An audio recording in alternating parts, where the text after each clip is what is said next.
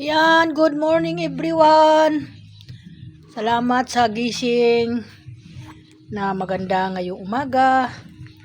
At kahit papaano ay nakaraos tayo sa atin magdamag na inukol sa atin pagtulog. At good morning everyone sa mga bossing dyan.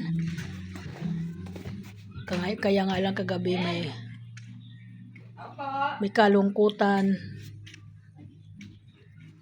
na inabot ko at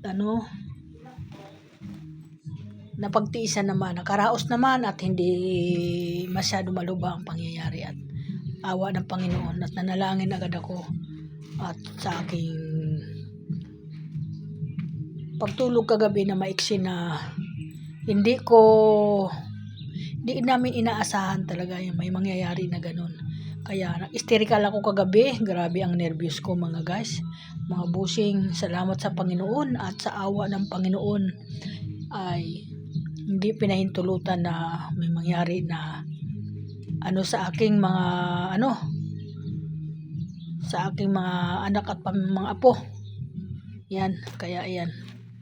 Salamat at good morning everyone. Welcome to vlog at papunta na ako sa tindahan ko at magbubukas ako kasi medyo puyat ako ngayon. Hindi ako masyado nakatulog kagabi sa sobrang problema na umabot sa akin na hindi ko inaasahan na nagsabay-sabay, pero nalutas naman namin agad at dahil sa panalangin yon, paghingi ko sa Panginoon, kaya ako nagpapasalamat na napakabuti ng Panginoon dahil ganun lang ang nangyari.